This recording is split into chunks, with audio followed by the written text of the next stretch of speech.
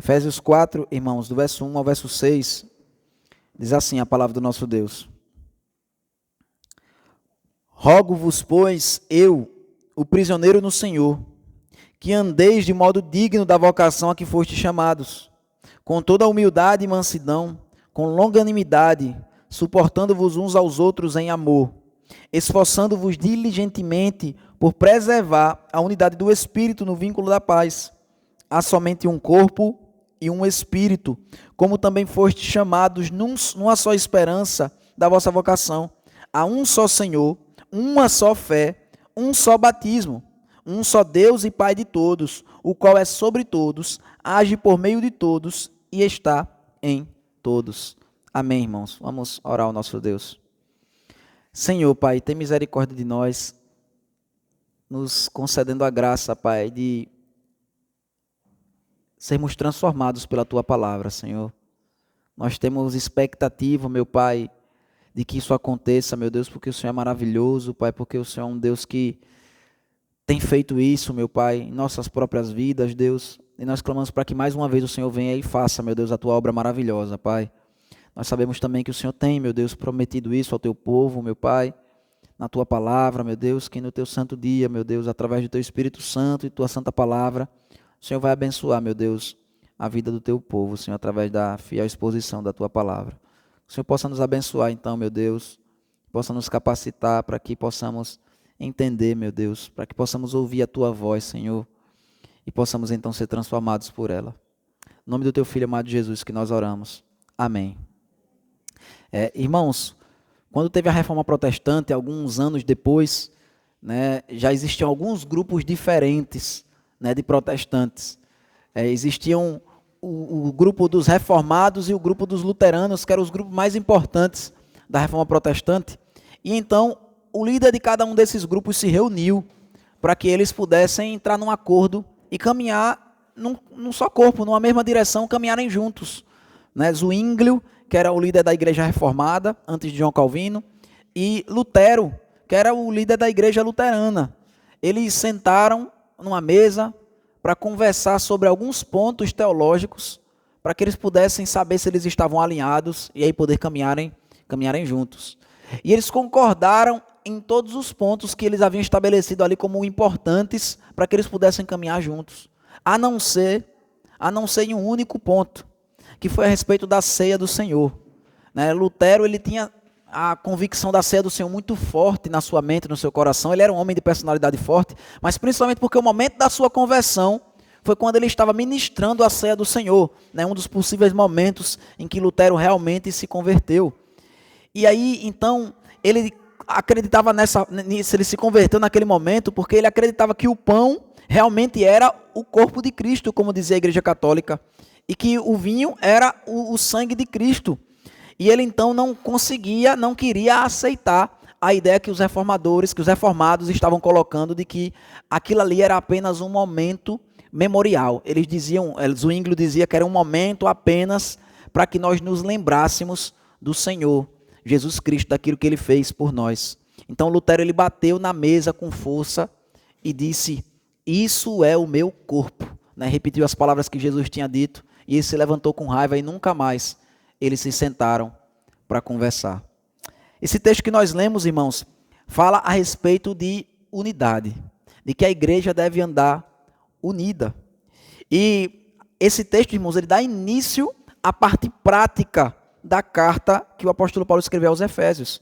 Nós vimos nos 3 primeiros capítulos, irmãos, capítulos mais voltados para a doutrina e para a teologia. A gente vê que o apóstolo Paulo está explicando, está declarando, fazendo declarações profundas a respeito do Evangelho do Senhor Jesus. Ele fala a respeito do grande plano de salvação, do Pai, do Filho e do Espírito Santo, que eles estavam ali juntos, unidos, com um só propósito, que era de salvar a raça humana. Que as 3 pessoas da divindade, eles são um único e verdadeiro Deus. Então, é justamente isso que ele vem falar, ele vem aplicar essa doutrina aqui agora, irmãos. Ele já falou a respeito dessa doutrina também, dizendo que nós estávamos mortos de nossos delitos e pecados, mas que estávamos andando por aí conforme o curso desse mundo, segundo o príncipe da potestade do ar, segundo os anseios da nossa própria carne, mas que o Senhor veio e nos salvou. E ele fala no final do capítulo 2 e também no começo do capítulo 3, que essa salvação foi para nos unir até mesmo pessoas que eram inimigas, os judeus e os gentios, unir num só corpo. Então, irmãos, o apóstolo Paulo começa agora a aplicar essa doutrina, depois de ter feito uma oração. Novamente ele ora, que nós meditamos na semana passada na oração que ele faz, orando pelo impossível, orando para que os nossos corações eles possam ser transformados, para que os nossos corações eles possam conter aquilo que não dá para conter, que a plenitude de Deus habita em nós. Então agora ele vem aplicar toda essa doutrina. Nós, então, irmãos, já ouvimos o apóstolo Paulo resumindo tudo aquilo que ele quer que nós saibamos a respeito do Evangelho. E agora ele vem, então, a aplicar o Evangelho em nossas vidas, agora a partir do capítulo 4. Ele começa, então, o capítulo dizendo, rogo-vos, pois. Que é a expressão, irmãos, que ele também usa lá na carta de Romanos, para também começar a falar a respeito das questões práticas. Lá em Romanos ele passa 11 capítulos falando a respeito do Evangelho, explicando o Evangelho detalhadamente para aquela igreja. Então quando chega no capítulo 12 ele diz, rogo-vos, pois, irmãos, pelas misericórdias de Deus, que apresenteis o vosso corpo por sacrifício vivo, santo e agradável a Deus. E agora então, depois também dele explicar aqui de modo resumido a doutrina do Evangelho, mas resumido mais profundo, ele diz, rogo-vos, pois. E aí, irmãos, é interessante essa forma de falar do apóstolo Paulo, porque ele não começa, irmãos, dando uma ordem, uma exortação profunda. Ele não começa fazendo de uma forma incisiva, dizendo aquilo que a gente deve fazer. Ele é apóstolo, ele é um dos líderes da igreja, ele teria autoridade para isso, ele fala em nome de Deus, ele poderia fazer isso. Mas, irmãos, ele começa com um rogo, ou seja, com uma súplica. Ele diz, eu rogo, portanto, ou seja, diante de tudo isso que eu falei para vocês, eu rogo para vocês, eu suplico para vocês. E ele faz isso, irmãos, porque o Evangelho ele é tão grandioso, irmãos. O Evangelho ele é tão poderoso, que se a gente realmente entender o Evangelho, como ele orou para que nós entendêssemos, se a gente realmente entender o Evangelho, irmãos, a gente não vai precisar de muito para colocá-lo em prática. Se o Evangelho realmente penetrar em nosso coração, irmãos, se a gente tiver um entendimento correto do que Deus fez por nós, não vai precisar, irmãos, ninguém ficar dando ordem em cima de ordem em nós, para que nós façamos a vontade de Deus.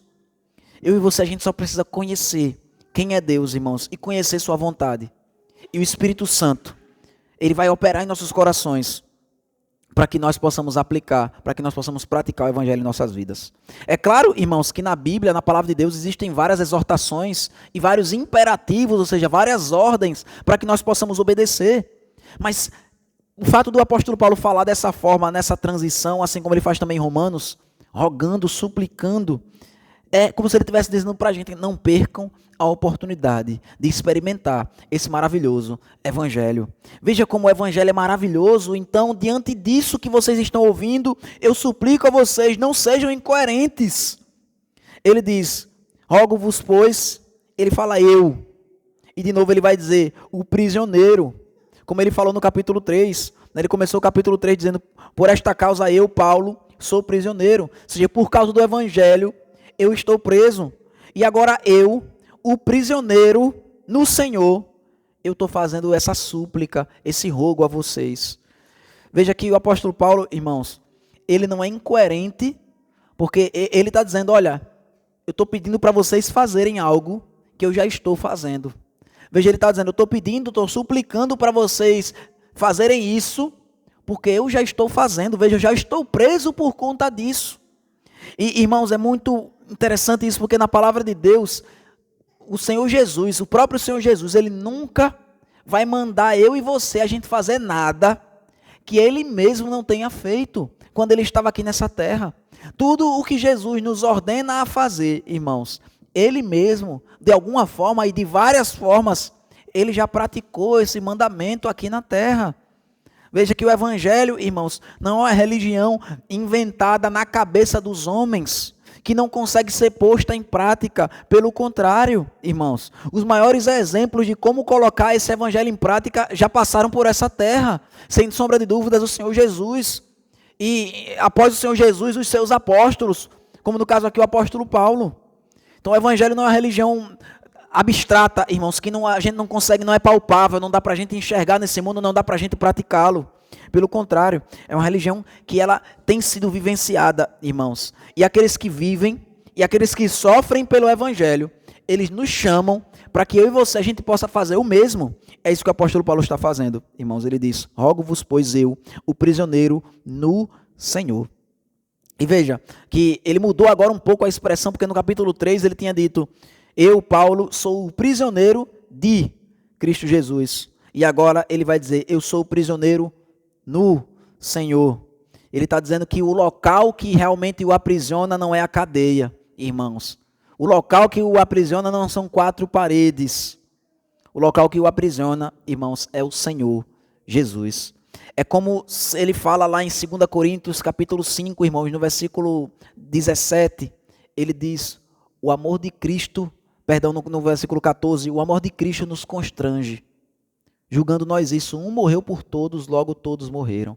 Veja, ele está dizendo que o amor de Cristo, irmãos, que ele acabou de falar para a gente, que ele quer que a gente enxergue a altura, a profundidade, o comprimento e a largura do amor de Cristo, que excede todo entendimento. Ele diz, é isso que está me aprisionando. Eu estou preso nesse amor do Senhor Jesus Cristo. É isso que está aprisionando o apóstolo Paulo. E é por isso que ele está preso. É por causa do amor que ele tem a Cristo Jesus. Ele diz então, rogo-vos, pois eu, o prisioneiro no Senhor, que andeis de modo digno da vocação a que fostes chamados. Irmãos, veja que todo o restante da carta, todo o resto dos 3 capítulos que nós iremos meditar ainda na carta aos Efésios, é simplesmente um desdobramento desse versículo 4 aqui. Veja que é um único pedido, na verdade, que o apóstolo Paulo está fazendo para nós. Um único pedido que o próprio Deus, ele está fazendo para nós, irmãos. E o pedido é que eu e você, a gente simplesmente seja coerente. Para que sejamos coerentes. Para que a gente ande de acordo com aquilo que nós fomos chamados. Veja, ele está dizendo, vocês foram salvos por esse Deus. Esse Deus, ele deu tão grande salvação para vocês. Como que vocês vão viver agora, daqui para frente? Como que vocês vão viver? Se vocês têm o conhecimento agora desse evangelho, se esse evangelho ele abriu os olhos de vocês para vocês enxergarem o amor de Deus por vocês, como que vocês vão viver agora daqui para frente? Ele não está pedindo muita coisa, irmãos, ele só está pedindo coerência. Ele diz que nós vivamos de um modo digno do evangelho, da vocação a que nós fomos chamados. Né, que é essa expressão que ele diz, irmãos, para que nós andemos de modo digno. É uma expressão também que ele vai falar lá em Tessalonicenses, para aquela igreja. Ele vai dizer também para eles andarem de modo digno. Em Romanos também, no capítulo 16, ele vai dizer também para que os crentes andem de modo digno. Em Filipenses, em Colossenses também, ele vai dizer que nós andemos de modo digno, irmãos, da vocação a que nós somos chamados, do evangelho do Senhor Jesus Cristo. Porque isso é o lógico, irmãos, é o lógico. Veja que é parecido também com o que ele fala lá em Romanos capítulo 12. Ele diz, rogo-vos, pois, irmãos, pela misericórdia de Deus, que apresenteis o vosso corpo por sacrifício vivo, santo e agradável a Deus. Ele diz que é o vosso culto racional. Ou seja, ele diz, é a única coisa que faz sentido vocês fazerem, a única coisa lógica, a única coisa racional que vocês podem fazer, é vocês viverem para a glória de Deus. Agora a vida de vocês ser entregue para que vocês vivam para a glória de Cristo. Porque é a única coisa coerente que nós podemos fazer, irmãos, diante do evangelho do Senhor Jesus Cristo. A gente não pode ter muitas respostas, irmãos. Não existem muitas opções para o evangelho. Como a gente pode responder ao evangelho? Ou a gente vai rejeitá-lo, irmãos, ou a gente vai viver de modo coerente com ele. A gente não pode dizer que o evangelho é importante para nós. A gente não pode dizer que o evangelho é maravilhoso, que Deus ele nos ama e todas as coisas bonitas que nós gostamos de dizer, sem que nós vivamos de um modo coerente com esse evangelho. Mas as palavras que ele usa, irmãos, para falar do evangelho, ele fala que a gente ande de um modo digno da vocação a que fostes chamados. Que ele vai falar, irmãos, aqui é um desdobramento de coisas que ele já disse lá no capítulo 1. Por exemplo, se os irmãos puderem voltar no capítulo 1. Que vocação é essa e que chamado foi esse que nós recebemos? Ele fala isso no versículo número 4, irmãos. Falando a respeito de Deus, ele diz assim como nos escolheu nele, antes da fundação do mundo, para sermos santos e irrepreensíveis perante ele. Veja, ele nos chamou, irmãos, para sermos santos e irrepreensíveis perante ele. Ele nos predestinou, irmãos, para ele, no versículo 5 vai falar. E no versículo 6 vai dizer que tudo isso foi feito para o louvor da sua glória. Ou seja, ele está dizendo, a gente foi chamado para quê, irmãos? Por que foi que fomos predestinados? Não foi para o louvor da glória de Deus? Então como é que nós vamos viver? Se não for para o louvor da glória de Deus. Se o Senhor nos chamou, irmãos, para que nós pudéssemos ser arrancados do pecado e agora nossa vida fosse ser para a glória de Deus, então a gente não pode viver de outra forma. Ele diz, a gente tem que viver de um modo digno, irmãos, ou seja, de um modo coerente com o Evangelho, com aquele Evangelho que nós somos chamados. Veja, essa palavra digno, irmãos, que é usada, ela era usada também para falar a respeito de uma balança, que ela está o peso é igual dos dois lados, né? E aí ela está equilibrada, então. Então, essa palavra digno significa equilibrado. Ou seja, do mesmo jeito que o peso que há aqui deve ser o peso que há aqui. Ou seja, veja o que Deus fez por nós, irmãos. Nós devemos viver coerente com isso.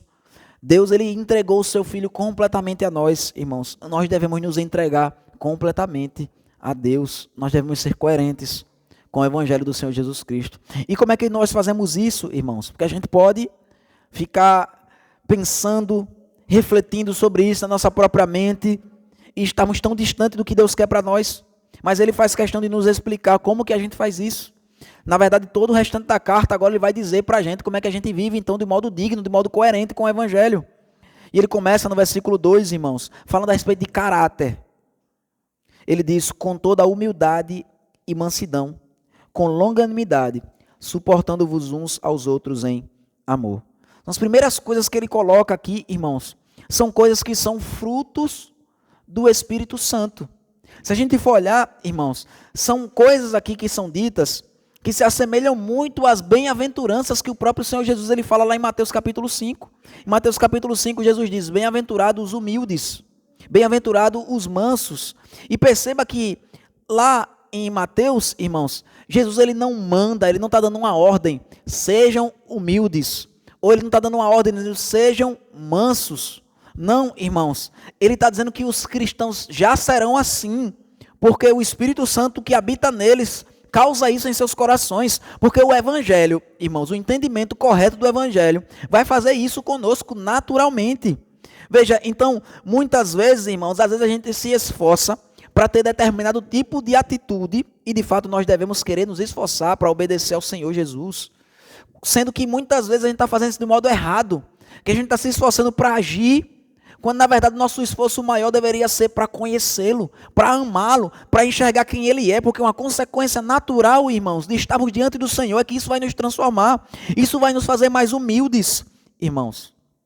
A palavra humildade, nós já temos falado a respeito disso aqui na igreja, significa insignificância, significa algo que não tem valor, ou seja, você enxergar você mesmo como alguém pequeno, você enxergar você mesmo como alguém sem valor em si mesmo. Porque, veja, irmãos, é a única forma de a gente poder realmente viver de um modo coerente com o Evangelho. Sabe por quê? Porque se nós nos achamos demais, se nós pensamos mais de nós do que convém, a gente não vai querer se rebaixar para poder abrir mão da nossa vida, abrir mão dos nossos interesses, por conta de uma ordem que um livro que foi escrito há mais de 2000 anos atrás, ele está mandando nós fazermos. Veja, irmãos, ele diz que a gente deve ser humilde, a gente deve viver com humildade, a gente deve se enxergar como pequenos, irmãos. Que é a única forma da gente querer estarmos dispostos a viver o Evangelho verdadeiramente. Ele diz que a gente precisa ser humilde, A gente precisa se enxergar como menor do que as outras pessoas que estão à nossa volta. Muito menores, irmãos, do que aquilo que Deus fez por nós. A nossa vida não tem esse valor, irmãos. O valor da nossa vida está em termos sido salvos por Deus. Porque a nossa vida em nós mesmos, irmãos, pela forma que nós vivemos aqui nesse mundo, pela forma que nós nos desgastamos aqui nesse mundo, pela forma que a vida humana é aqui nessa terra, irmãos. Veja, no que se diferencia a vida de um animal para a vida de um ser humano, irmãos. Se a gente fosse ser simplesmente movido pelas nossas paixões e os nossos desejos, se a gente for movido pela nossa carne apenas, uma vida fora de Cristo é vivida dessa forma. Qual o sentido que há nessa vida? O que há de especial nesse ser humano que vive como se ele fosse um animal, irmão, sendo guiado pelos seus próprios instintos, achando que tudo aquilo que vem à sua mente, ao seu coração, ele deve querer fazer? Não, irmãos. Humildade é a gente reconhecer, olha que vida porca que nós tínhamos. Nós estávamos mortos em nossos delitos e pecados. Era essa a nossa condição, insignificante. Alguém que está morto. E a gente, em humildade, a gente consegue enxergar isso. E o significado disso, irmãos, isso vai transformar a nossa forma de viver aqui nesse mundo. Ele fala humildade, mas ele associa, ele coloca junto com a humildade a mansidão, que é uma outra manifestação muito próxima da humildade, mas tem alguma diferença. Porque a palavra mansidão, irmãos, a palavra manso, que também Jesus usa nas bem-aventuranças, significa um animal, que ele era um animal selvagem, mas que ele foi amansado agora pelo seu Senhor. O seu Senhor agora conseguiu amansá-lo. É como se fosse um cavalo selvagem, que ele agora foi colocado uma sela nele, foram colocadas ferraduras e agora ele não mais se rebela, não mais se revolta. Quando o seu dono sobe nele, agora ele não fica em duas patas querendo derrubá-lo, mas ele foi completamente amansado. Ou seja, irmãos, eu e você, a gente acalmar o nosso coração com relação àquilo que nós desejamos, as nossas vontades, os nossos instintos, os nossos prazeres. A gente dizer não, a gente conseguir dizer não agora ao pecado, porque nós somos amansados. Porque quem nos guia, quem nos controla agora é o nosso Senhor, que está assentado em nossas celas e nos guia e nos dirige. E nós olhamos apenas para aquele local em que Ele virará as nossas cabeças. Então a mansidão, irmãos, é alguém que antes podia até ser muito rebelde, antes podia até ser muito revoltado, mas que agora consegue fazer a vontade do seu Senhor sem resistência. Sem resistência. Veja, irmãos, que nossos corações devem ser treinados para isso. Se a gente entende o Evangelho do Senhor Jesus Cristo, irmãos, veja como Ele é grande. Veja como o amor de Deus, irmãos, é maior do que tudo. E a gente tantas vezes temos tantas resistências para fazer a vontade de Deus. A gente tem uma luta intensa e, de fato, a gente sempre vai ter essa luta por conta da nossa carne, por conta do pecado remanescente que ainda há em nossos corações.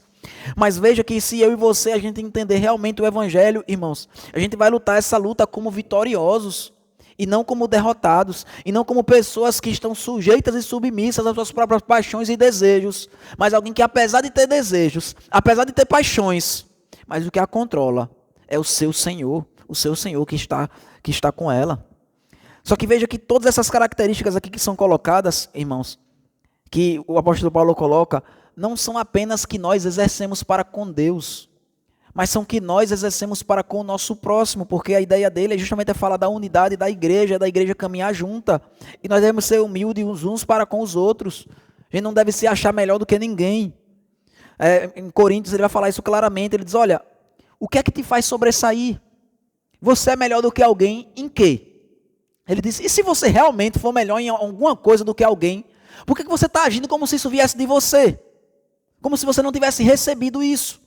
Que se você for melhor em alguma coisa do que qualquer pessoa, foi Deus quem lhe deu. E Ele não deu para que você se ensoberbecesse. Ele deu para que você usasse no serviço aos seus irmãos que você está achando que são inferiores. Já que você acha que você é melhor nisso do que todo mundo, então vá servir a todo mundo com isso, já que você é o melhor. Ele diz então, irmãos, que a gente deve com toda a humildade e mansidão, e ele fala com longanimidade. E a longanimidade, irmãos, é a capacidade, é a resistência que nós temos em não nos irarmos. É a paciência, é você conseguir aguentar muitas coisas antes que a sua ira precise se manifestar. A longanimidade, irmãos, é o atributo de Deus, do próprio Deus, que faz com que ele não derrame a sua ira diariamente sobre esse mundo, que faz com que Deus não destrua tudo a cada segundo. E nós devemos, já que fomos alvos dessa longanimidade, nós devemos exercer ela também para com os nossos próximos irmãos. A nossa paciência não deve se esgotar tão rápido. A gente não deve ser rápido em se irar com as outras pessoas, em nos abusarmos, em acharmos que nós já suportamos tudo o que nós poderíamos e deveríamos suportar das outras pessoas. Não, irmãos, sempre há algo mais que eu e você a gente pode aguentar, que eu e você a gente pode resistir.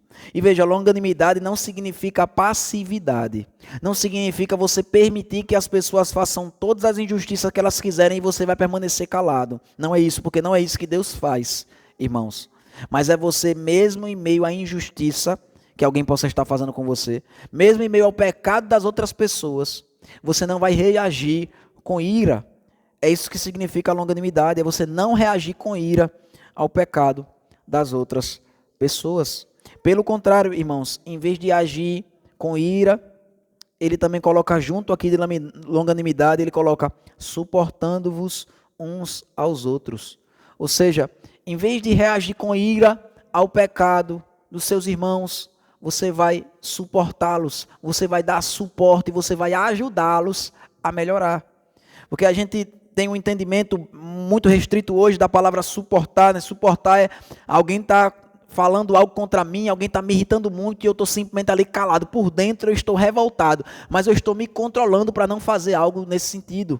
Não, irmãos, a palavra suportar significa dar suporte, é você sustentar algo. Pode ser de fato algo que alguém está falando, você está suportando aquilo, mas ele diz suportando-vos uns aos outros, ou seja, você vai dar suporte, você vai oferecer auxílio aos seus irmãos. Se alguém está em pecado e está lhe fazendo mal, você vai ajudar aquela pessoa a melhorar. Você vai fazer com que aquela pessoa ela consiga ser transformada, você vai ser instrumento nas mãos de Deus, para que aquela pessoa pare de cometer aqueles mesmos pecados, suportando-vos uns aos outros, e a gente vai fazer isso, irmãos, tudo isso em amor.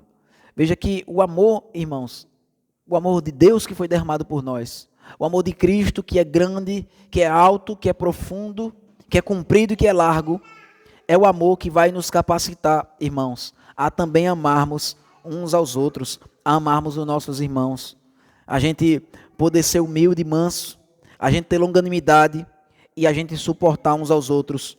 A gente vai fazer tudo isso em amor, irmãos. Que mais? Qual é a outra ordem que o apóstolo Paulo nos dá? O que é mais que ele nos diz para fazer?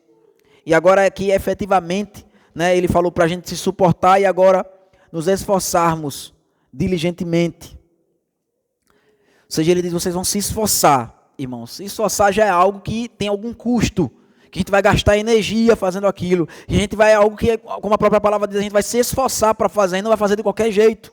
Mas aí ele complementa a palavra esforçar-vos, irmãos, com diligentemente, ou seja, é algo que a gente vai se esforçar muito, vai se esforçar rápido. A gente não vai esperar muito para poder fazer isso. Ele diz esforçando-vos diligentemente. Para quê? Para preservar a unidade do Espírito no vínculo da paz. Veja, irmãos, ele diz que a gente vai se esforçar diligentemente para preservarmos a unidade do Espírito. Perceba, irmãos, que ele não diz aqui que nós devemos criar essa unidade, porque essa unidade já foi criada, ela já existe. Ele diz, nós vamos preservá-la. A gente vai não atrapalhar aquilo que Deus já fez, que foi nos unir. Veja, porque ele diz a unidade do Espírito no vínculo da paz. Qual é esse vínculo da paz, irmãos? Ele falou sobre isso no capítulo 2. Ele falou que judeus e gentios, ele fala que Deus ele veio para trazer paz aos que estavam perto e paz aos que estavam longe.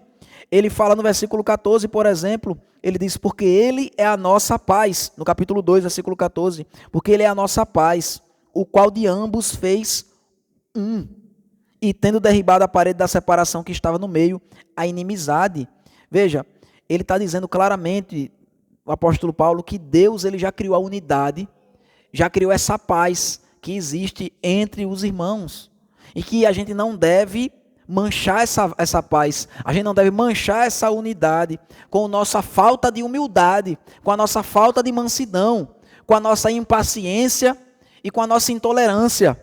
Nós devemos nos amar e nos esforçar diligentemente para preservar essa unidade no vínculo da paz. Veja, a unidade do Espírito, irmãos, é o Espírito Santo que habita em cada cristão, é que vai fazer com que a paz exista entre todos os cristãos. E nós não devemos, irmãos, ser instrumentos na mão de Satanás para destruirmos, para dividirmos ou para atrapalharmos a unidade da igreja do Senhor. Veja que o livro de Provérbios ele fala exatamente isso. Naquela passagem conhecida que a Bíblia diz que 6 coisas aborrecem o Senhor, mas a 7ª Deus abomina. E a 7ª coisa que Deus abomina é justamente causar intriga entre os irmãos, ou seja, a gente perturbar o vínculo da paz, a unidade do Espírito. Veja, essa é uma coisa que Deus abomina. É um dos piores pecados que podem ser praticados, irmãos, é quando nós fazemos divisão na igreja. Vejam que a igreja pode até estar junta, mas está dividida, né? O apóstolo Paulo fala a respeito disso na igreja de Corinto. Ele diz, um é de Paulo, outro é de Apolo, outro é de Cefas, outro é de Cristo. E veja que é interessante porque quando fala, né, de Cristo, a gente pensa que é o melhor grupo, né? Porque eles estão ali, pertencem a Cristo, mas eles são os piores de todos. Eles são aqueles que não querem se submeter a ninguém. Diz, não, olha, só me submeto a Cristo. Pode vir o apóstolo Pedro, o apóstolo Paulo aí, ou pode vir Apolo, não vou me submeter a ninguém. Meu negócio é só com Cristo. Eles eram os piores, os mais rebeldes, os que a Bíblia vai chamar lá, 1 Coríntios provavelmente chama de espirituais, depois, aqueles que se acham espirituais. Aqueles que estavam causando mais problema na igreja. Nós não devemos perturbar, irmãos, o vínculo da paz.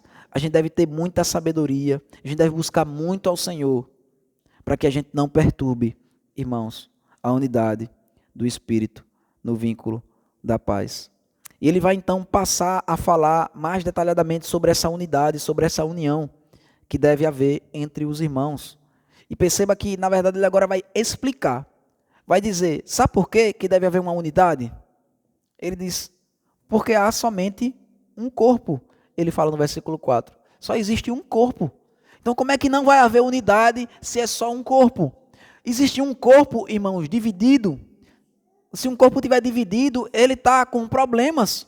Se a gente dividir um corpo no meio, irmãos, esse corpo ele vai parar de funcionar, não vai estar mais vivo. Se a gente cortar esse corpo em pedaços, irmãos, a gente vai estar desfigurando ele. Ele diz, há somente um corpo. Por isso que deve haver a unidade do Espírito no vínculo da paz. Ele diz, há somente um corpo e um Espírito. Veja, é o mesmo Espírito Santo, irmãos, o mesmo, igualzinho, que habita em cada cristão. Então, por que que nós vamos estar em inimizade com nossos irmãos? Por que nós vamos nos dividir? Se há somente um corpo e há também um só Espírito, ele diz, como também fostes chamados numa só esperança da vossa vocação, ou seja, só existe também um evangelho. E ele continua dizendo no versículo 5, há um só Senhor, uma só fé, um só batismo, um só Deus e Pai de todos, o qual é sobre todos e age por meio de todos e está em todos. Ele diz, só há um, só há um, só há um. Tudo, irmãos, Deus ele criou a gente para que nós pudéssemos viver em unidade. A gente pode ver isso muito claramente desde o início da Bíblia, irmãos, quando Deus ele criou apenas Adão. Veja, irmãos, Deus ele não criou Adão e Eva, ele criou apenas Adão. Ele só criou um ser humano. E desse ser humano foi quem Deus criou todos os outros. Até mesmo Eva, irmãos, Deus criou do próprio Adão. Deus ele poderia ter feito do mesmo jeito que ele fez Adão do barro, do pó da terra. Ele poderia ter feito também Eva do pó da terra. Mas Deus não quis fazer isso porque ele quis mostrar, irmãos, que o propósito maior que ele quer para os seres humanos é para que eles estejam unidos, eles estejam juntos, num só corpo, num só espírito, num só Senhor, adorando o mesmo e único Deus. Veja, desde o capítulo 2 de Gênesis, Deus ele já está comunicando a unidade que ele quer para nós. No entanto, irmãos, os homens geralmente eles querem estar unidos. Os homens eles não gostam de estar sozinhos. Eles querem estar unidos, sendo que com propósitos perversos. Se nós olharmos, por exemplo, o outro texto que vai falar de unidade no livro de Gênesis, vai ser Gênesis 11, que vai falar a respeito da Torre de Babel, dos homens unidos, numa só linguagem, numa só maneira de falar, para se revoltar e se rebelar contra a vontade do próprio Deus. Veja, os homens eles sempre vão querer estar juntos, irmãos, porque Deus nos criou assim, com esse senso de unidade, de comunidade, e por isso que a gente encontra por aí afora tantos grupos, tantas pessoas que fazem parte de um clube, que defendem, fazem parte de uma mesma torcida, que fazem parte do mesmo partido ou ideologia política. Os homens eles gostam de encontrar pessoas que pensam iguais a eles, e eles gostam de trazer pessoas para pensarem iguais a eles. Mas geralmente essa unidade que os homens querem vivenciar é uma unidade distante e em rebelião contra o Senhor. Veja, lá em Gênesis 11, é uma demonstração de perversidade completa da parte dos homens, porque Deus havia acabado de demonstrar sua misericórdia para com Noé, permitindo que ele e a sua descendência ficassem viva.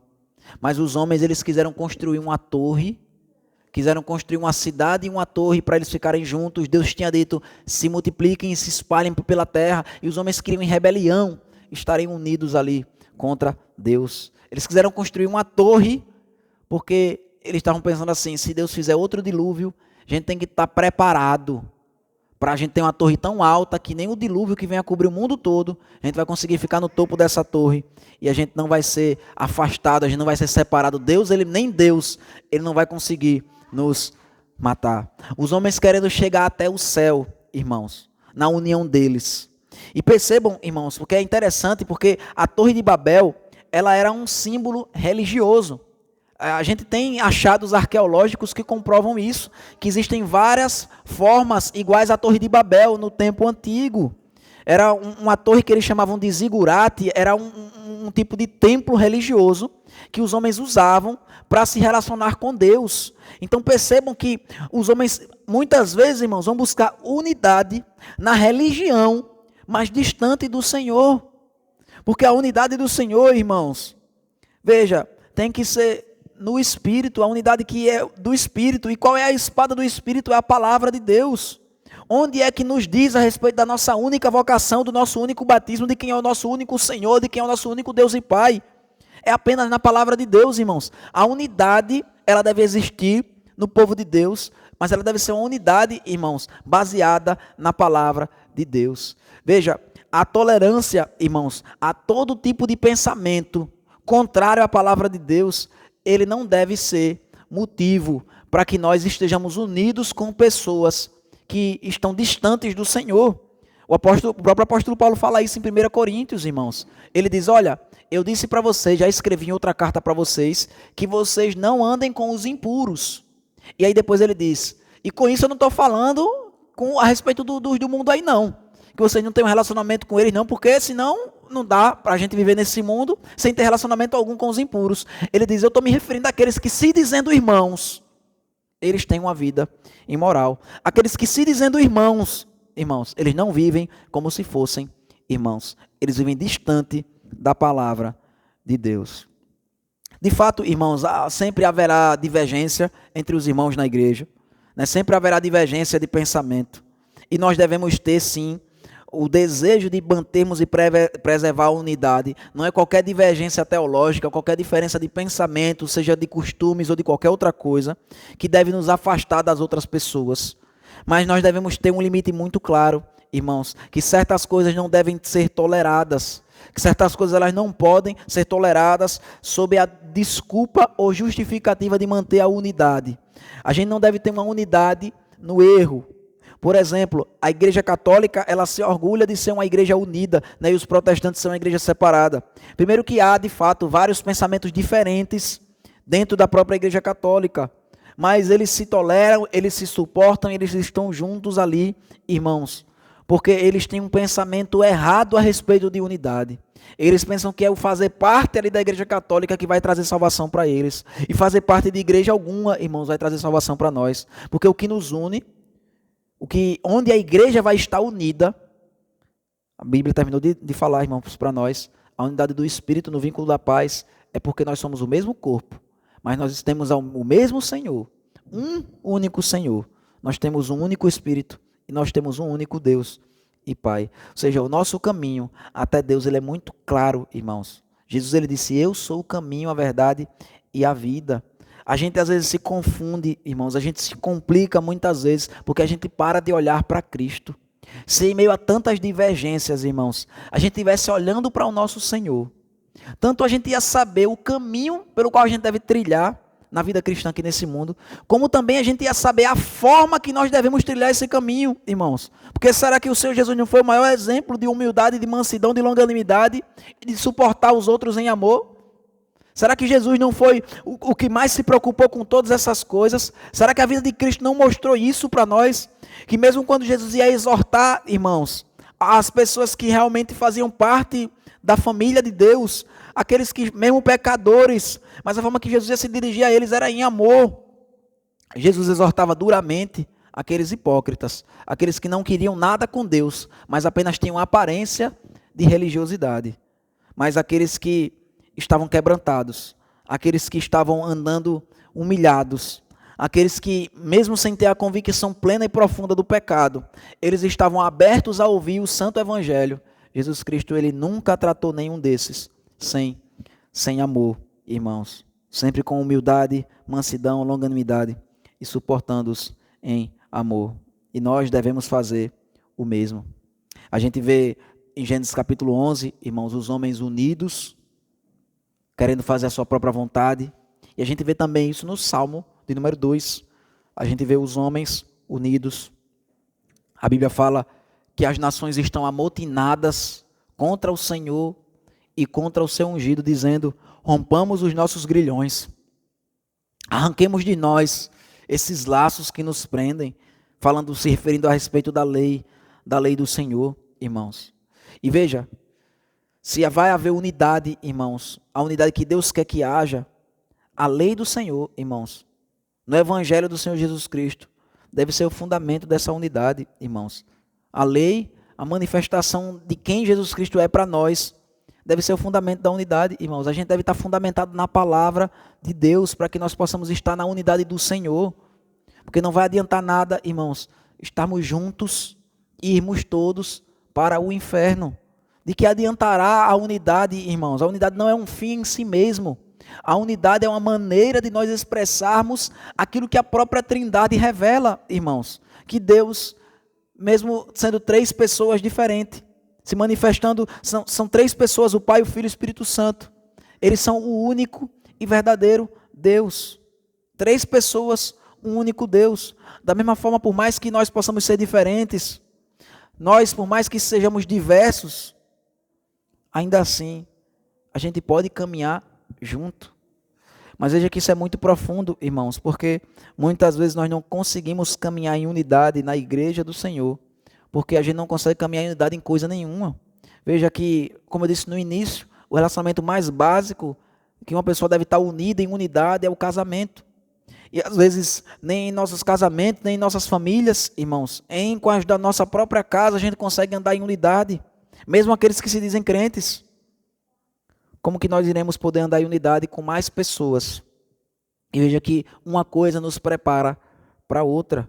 Se nós andarmos em unidade na igreja, irmãos, nós vamos querer andar em unidade em nossas casas. Se nós andarmos em unidade em nossas casas, nós iremos querer andar em unidade na igreja. Veja que Jesus, irmãos, ele mesmo orou.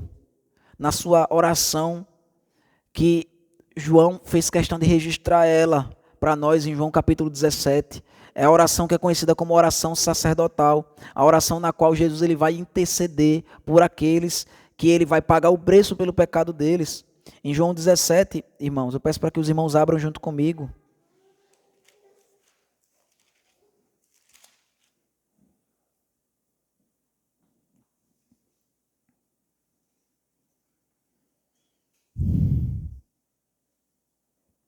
João 17, irmãos, a partir do versículo 21.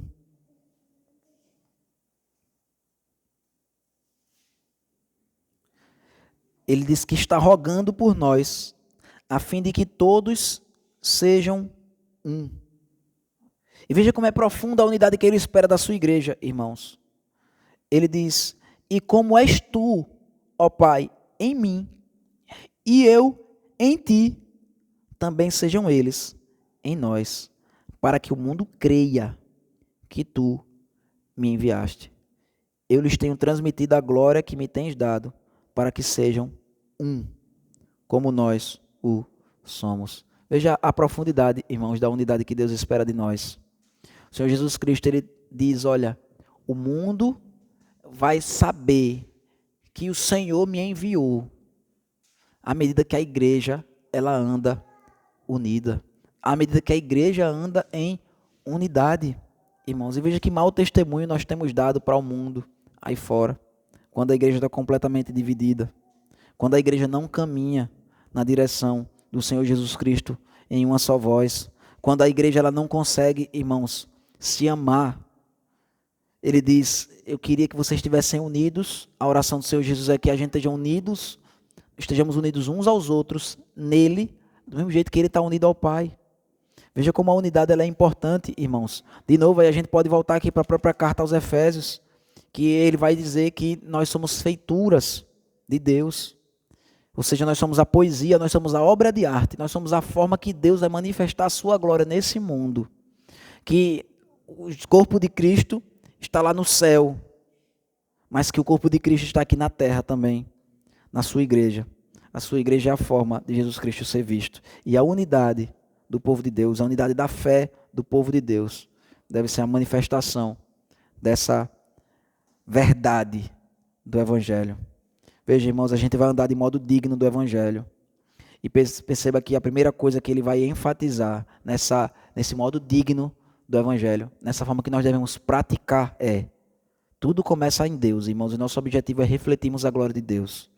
Deus, ele é um ser que subsiste em 3 pessoas. A igreja deve ser uma instituição que subsiste em cada um de nós. Nós devemos manifestar essa unidade, esse amor. E a gente vai precisar ser humilde, iremos precisar ser mansos, longânimos, pacientes e suportarmos uns aos outros. E a gente vai precisar se esforçar diligentemente, irmãos. Isso é algo que Satanás vai estar buscando tentar destruir a cada momento. E é o que eu e você a gente deve lutar para preservar a unidade que o próprio Jesus Cristo ele criou quando ele morreu na cruz. A unidade que o próprio Espírito Santo ele concretizou quando ele habita em todos os cristãos. E tudo isso, irmãos, para nos direcionar a um só Deus e Pai de todos, o qual é sobre todos, e age por meio de todos e está em todos. Ou seja, ele está dizendo, há uma unidade tão grande porque Deus, ele é Pai de todos. Todos nós somos filhos de Deus, irmãos. Todos nós somos filhos de Deus. E Deus está sobre todos nós, ou seja, ele cuida de cada um de nós. E ele age por meio de todos nós e está em todos nós. Ou seja, irmãos, não há motivo para que haja divisão, não há motivo para que nos falte amor uns pelos outros, não há motivo para que a gente não busque fazer o que for preciso, o que for possível, para que a gente possa andar juntos, em unidade, com os nossos irmãos. A unidade que vem, que flui a respeito da palavra de Deus, irmãos. Porque isso, o Senhor Jesus disse, é o que vai revelar para esse mundo. Veja como isso é muito mais sério, irmãos, do que a gente pode pensar no primeiro momento. Isso é que vai revelar para o mundo que ele foi enviado por Deus. Que Deus tenha misericórdia de nós, irmãos, e nos capacite